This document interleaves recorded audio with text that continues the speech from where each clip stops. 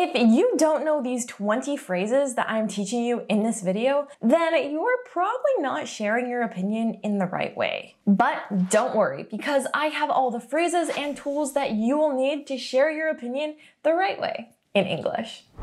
Let's first focus our attention on words and phrases we use for opening statements. In my experience, the most important thing is to get to know yourself, and you get to know yourself most often by putting yourself in different circumstances and trying different things. And what I mean is, ice cream is the best dessert in the whole world. If you ask me, he is a great actor, and I love all the movies that he's in. Plus, he's pretty attractive too, not gonna lie. I feel like... It's the weirdest thing. I feel like I've been in a coma for about 20 years, and I'm just now waking up. I believe... All right, thank you. I believe it's 4. In my opinion... Fine day, Sunday. In my opinion, best day of the week. Why is that, Dudley?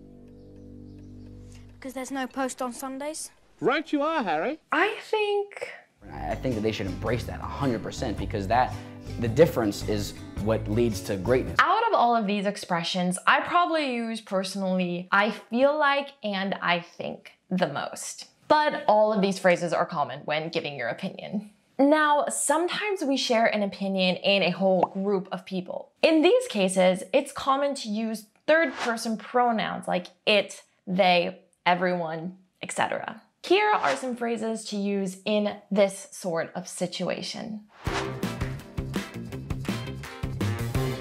Many believe. And many believe it's set to take off. Everybody knows. Yeah, right.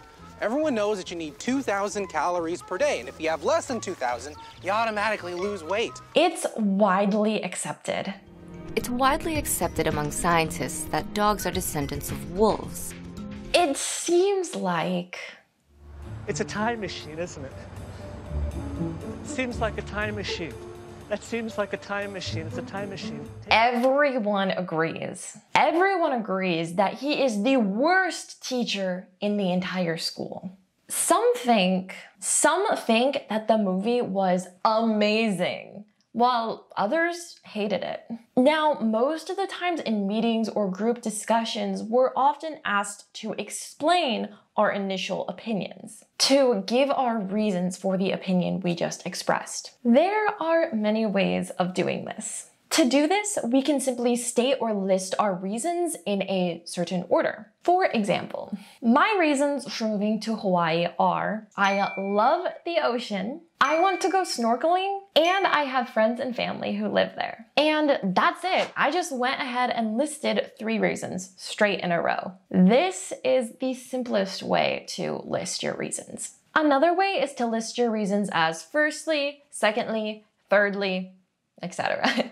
in this order. Here's a quick example. Firstly, horror movies are scary, man. They are scary. Secondly, I don't believe in ghosts. Thirdly, I kind of can't sleep when I watch a scary movie. We can also use conjunctions such as because, moreover, in addition, or other connecting words and phrases to explain our thoughts in a logical manner. I know it might be hard to memorize all of these phrases quickly. Trust me, I've been there. I've studied Korean in the past, and it was so hard for me to remember all the phrases and expressions that I learned from just one video. But I have found that one of the best ways to tackle this problem is with the FluentU app. What FluentU essentially does is help people learn languages through real-world content that is actually authentic, like music videos, movies, TV shows, TED Talks, etc. FluentU has them all, and tons of them. This is what I have found to be the best way to practice seeing the words and expressions that you're learning used in real life. That visual connection is going to help you be able to produce what you're learning so much quicker.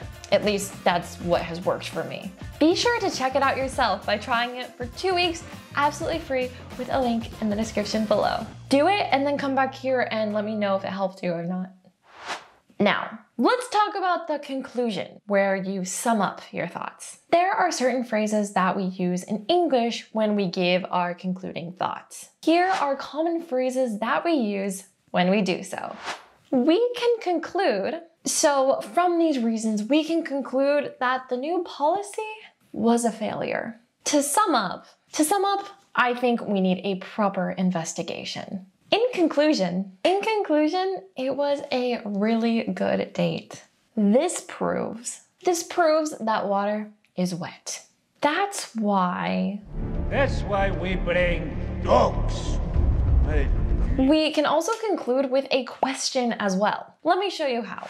What do you think? What do you think? And can you suggest a way to improve this? Now, let's look over a sample conversation so you can better see how all that I'm teaching you is actually used in a real life conversation. No, I think the lesson here is that old or young, we all make mistakes. And we have to learn that our actions, all of them, can carry serious consequences. I don't know what you're referring to, but maybe if certain older, wiser people hadn't acted like such little babies and gotten so mushy, then everything would be okay. I agree. And I also think that certain young and naive people need to thank their lucky stars and be very, very grateful that the entire school didn't find out about certain indiscretions that could have ruined their reputations and their chances to win certain elections. So, as a conclusion, you can use this 3-step guide and the phrases and expressions that I taught you in this video to talk about your opinions, beliefs, and thoughts in English. Here are a few more additional tips to practice expressing your opinions in English. First, keep a diary and talk about your feelings and opinions in the diary. Just write it down. I know this might sound weird or boring, but it is very helpful. And if you want to write in your diary every day or a few times a week, you're going to get used to the pattern of expressing your opinion in English, so it will feel a lot more natural when you do it in real life. Second, watch an English movie and write about it. You can talk about what you liked and disliked about the movie in your diary. And plus, this is a great excuse to watch a movie because it's for studying purposes, obviously. Third, pick a topic and try talking about it. You can practice expressing your opinion by choosing a topic, setting a timer, and talking about it in front of a mirror. I know it sounds weird, but it will help you. Just trust me on this one and try it out. Fourth, practice listening to other people's opinions with real-world content on FluentU. Do this and you will become a master at talking about your opinion in English. If you want to review all the terms, phrases, and expressions that we talked about in this video, be sure to download the free FluentU PDF in the description box below. It's got all this content in there, plus a bit more. And if you want more authentic content that's going to help you sound more fluent and native in English, you've got to press on that video right over there. It is full of fantastic content, and I think that you'll really enjoy it. So I'll go ahead and see you over there.